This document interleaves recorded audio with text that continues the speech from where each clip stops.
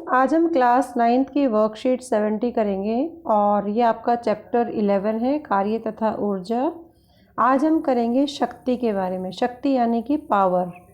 पहले Hindi medium students के लिए होगा, उसके बाद इंग्लिश मीडियम में होगा ये। तो पावर की आवश्यकता क्या है, या अधिक कार्य करने के लिए जैसे हमें अधिक ऊर्जा की आवश्यकता होती है, तो समय के हिसाब से अगर हम ऊर्जा को रिलेट करें तो वो पावर कहलाता है। जैसे कभी कभी क्या होता है, हमें वस्तुओं द्वारा समान समय में किए गए कार्यों को अगर जानना है तो उसको हम शक्ति से समझेंगे। जैसे कोई एक वस्तु की शक्ति को उसके द्वारा कार्य की दर के रूप में या प्रयोग की गई ऊर्जा की दर के रूप में परिभाषित किया जाता है। यानी यहाँ से फार्मूला क्या निकलता है, पावर बराबर है एनर्जी अपॉन टाइम। तो ऊर्जा का समय के साथ कैसे रिलेशन है पावर का, उसको आप इस फार्मूले से रिलेट कर सकते हैं। तो शक्ति क्या है, इसका फार्मूला निकालने के लिए इसको इस तरीके से आप यूज़ करेंगे। माना कि कोई एजेंट है, कोई अभिकर्ता है जिसको टी समय लगा W कार्य करने में, तो उसका शक्ति क्या होगा, किया गया कार्य डिवाइड बाय समय। तो जो कार्य है, कार्य और एनर्जी दोनों बराबर होते हैं, E equal to W। So power equal to W upon T। तो पावर का जो SI मात्रक है वो वॉट है, वॉट में मापा जाता है। ये वर्क है वो जूल में मेजर किया जाता है, टाइम सेकंड में, तो इसको जूल पर सेकंड भी कह सकते हैं और वॉट भी कहा जाता है। दोनों में आप इसको मेजर कर सकते हो पावर को, यानी शक्ति को।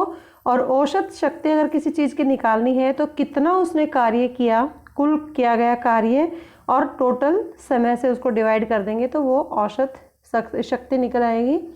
अब आता है कि जो SI मात्रक होता है शक्ति का वो वाट होता है। तो 1 वाट की डेफिनेशन क्या होगी, 1 वाट यानी पावर का जो फार्मूला है इसको आप यूज़ करेंगे इसके लिए, W अपॉन T या energy upon time.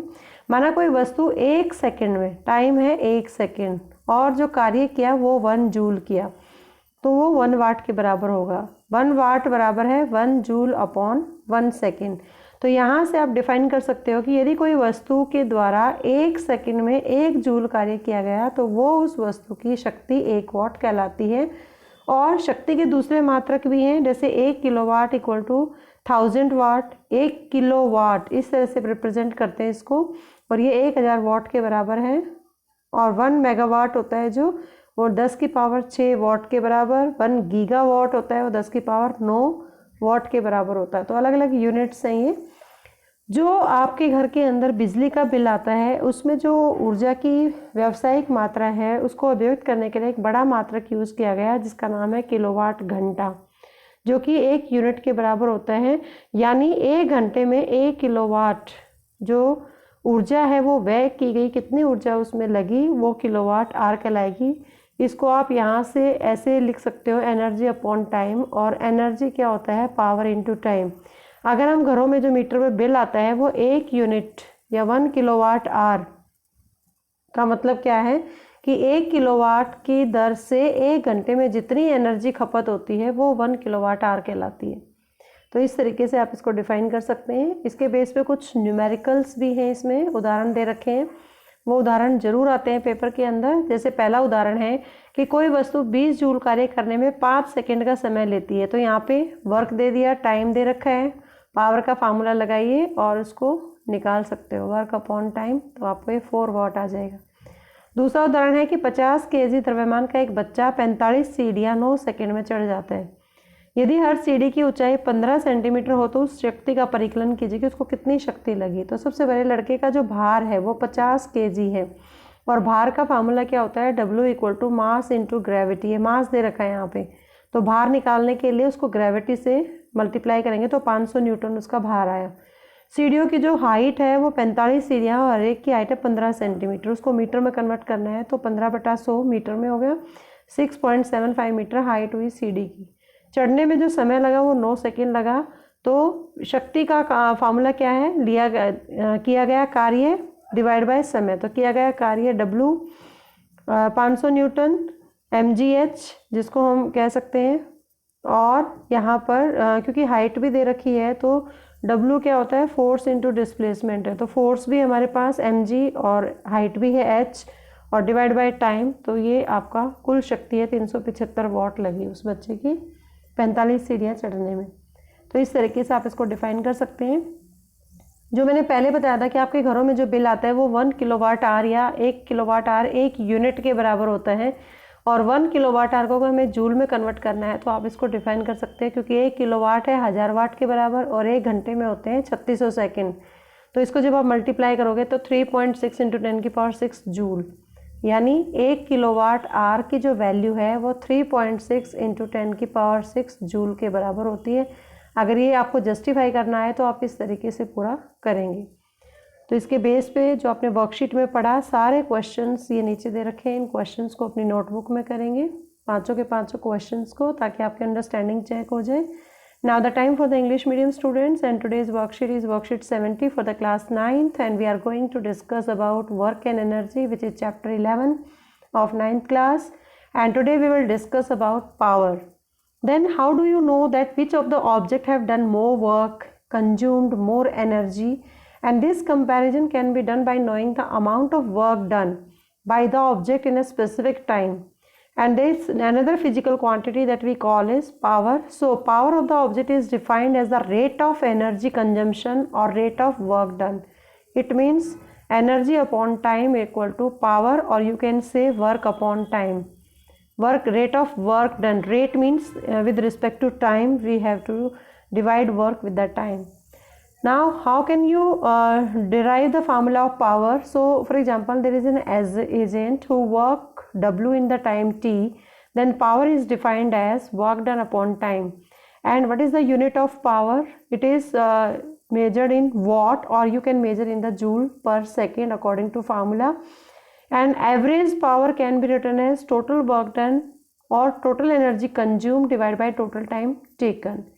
The watt is the SI unit of power. Then what is the 1 watt? If 1 joule of energy is consumed in 1 second by the appliance, then its power is said to be 1 watt. You have also seen the 100 watt bulb or 60 watt bulb. So what is the power of that bulb? Mean how much energy is consumed in unit time. It shows the 1 watt. And higher unit of the power is kilowatt, that is equal to 1000 watt. Another is 1 megawatt equal to 10⁶ watt, 1 gigawatt 10⁹ watt.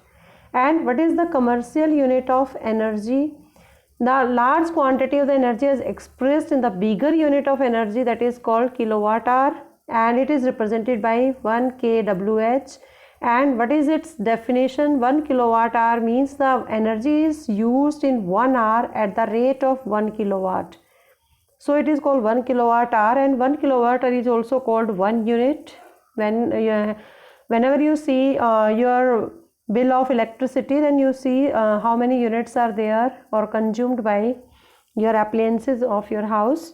So 1 kilowatt hour is the commercial unit of energy, and it can be converted into joules by this formula. 1 kilowatt can be written as 1 kilowatt into 1 hour, and 1 kilowatt equals to 1000 watts, and 1 hour equal to 3600 seconds. And when we combine this, its value becomes 3.6 into 10⁶ joule, that is equal to 1 kilowatt hour.